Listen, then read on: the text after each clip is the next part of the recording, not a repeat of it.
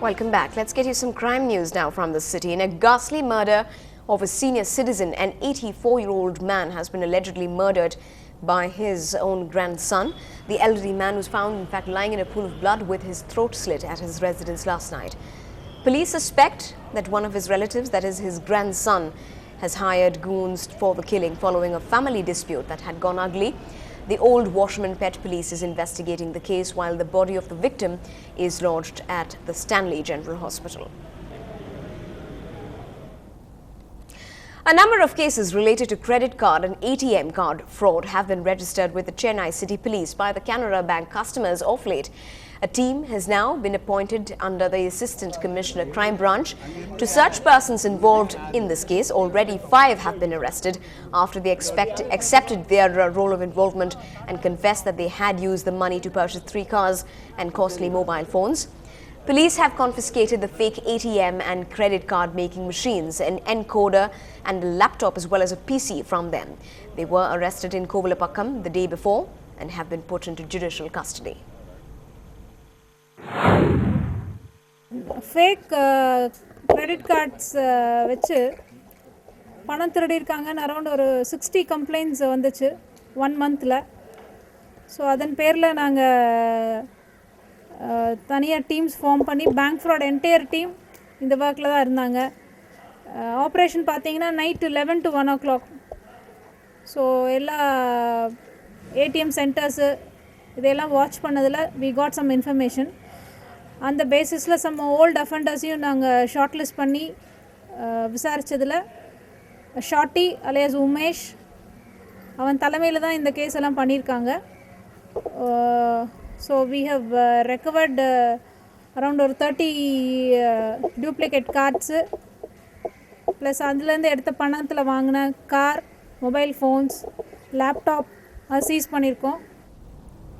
Now, over the past several years, Tambaram has emerged as a massive suburb of Chennai. But haphazard development has put residents in a tight spot. And with the upcoming local body polls, many projects have been stalled owing to the Model Code of Conduct. Our reporter Krishnamurthy finds out how residents are tiding over scores of civic issues during this interim phase. 12-year-old Geeta lost her cousin Gayatri last month after she accidentally slipped into this under-construction stormwater drain line. In the last 6 months, 3 people have lost their lives in Tambaram as there is no fencing along the pathway of the construction site. What's worse, now with a model code of conduct in place, this 160 crore drainage project is on hold and the possibility of another tragedy looms large. தண்ணி வந்து first குளம் எடுக்கும்போது கொஞ்சம் தண்ணி தான் இருந்தது. இப்போ பார்த்தா மழை வர வர இந்த குளம் அந்த குளம் ரெண்டும் ஒன்றா ஆயிடுச்சு. இதால் நாங்கள் எல்லாம் பயப்படுறோம். இது எல்லாம் வெளியவே வரமாட்டுங்க, ஒரே பயப்படுத்துங்க குழந்தை சேர்த்துலேருந்து வந்தால் கேட்கலான்னு பார்த்தா இது எல்லாமே யாருமே வரல. Unplanned development has put residents in a spot of bother and this site bears testimony to it. What looks like a garbage dump yard is actually the arterial passage of the stormwater drain. Clogged with layers of plastic waste, anyone can literally walk over this pile of junk. It is only during heavy rains that the junk makes its way into the lake, resulting in drastic after effects. நாளுக்கு நாள் இது வந்து poison ஆகிட்டே இருக்குது. அந்த தண்ணி வந்து வாட்டரில் போய் கலக்கிறதுனால இந்த ஏரியில் வளர்ந்துட்டு இருந்த மீன்கள் எல்லாமே செத்து போயிடுச்சு.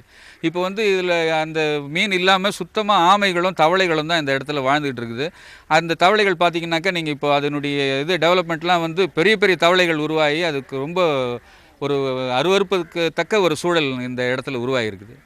If this is the situation in residential areas, the swanky flyovers have hardly provided a remedy. Residents lament how the lack of footpaths forces them to walk over the flyover alongside speeding vehicles. And added to this, with no zebra crossing for miles, look at how women and children jump over this 4-foot median risking their lives. It's perhaps a miracle that they are not hit by vehicles. The purpose of bridge is defeated. The traffic during peak hours is very, very high. And the arterial road of Shanmugam Road, market, அதுக்குள்ளே யாரும் போகவே முடியல. அப்புறம் இங்கேருந்து பார்த்தீங்கன்னா வந்து இந்த இந்த இந்த சுரங்க நடைபாதையை வந்து ஆக்சுவலாக இந்து மிஷன் ஆஸ்பத்திரிகிட்ட போட்டிருந்தா வந்து உங்களுக்கு இங்கே வரக்கூடிய மக்கள்லாம் இங்கே வரமாட்டாங்க. அதெல்லாம் திட்டமிடவே இல்லை, எடுத்தேன் கவித்தேன்னு செஞ்ச பிரிட்ஜ் இது. The Tambram municipality says these issues can be addressed only after the polls conclude, which will pave way for fresh inflow of funds. Till then, these residents have to embark on a journey of nightmares. In Chennai with Krishnamurthy, Natasha Doraiswamy for Ndtv-Hindu. Now, it has been noticed of late that handbills on some advertisements are plastered on letterboxes, spoiling the beauty of these painted boxes, which are maintained by making heavy expenditure. It has also been observed to have irked public that use the service. In fact, a warning has now gone out which says that action will be taken against them with the help from the police. In some international news now, 3 women have been awarded the Nobel Peace Prize this year. Liberian President Ellen Johnson Sirleaf, Liberian peace activist Leymah Gbowee, and Yemeni activist Tawakkul Karman for their work on women's rights, which the prize committee described as fundamental to the spread of peace around the world.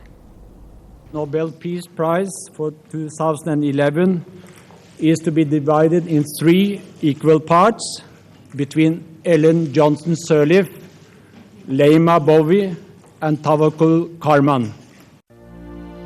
This year's Nobel Peace Prize shared between 3 dynamic women. 72-year-old Ellen Johnson Sirleaf is the president of Liberia. The Harvard-trained economist became Africa's first democratically elected female president in 2005, seen as a major peacemaker and women's activist in a country that has been ravaged by civil wars for years. Leymah Gbowee has been recognized for her work with women in Liberia. She organized a group of Christian and Muslim women to challenge Liberia's warlords, emboldening them and ensuring their participation in elections. Tawakkul Karman is a 32-year-old mother of 3 who heads the human rights group Women Journalists Without Chains.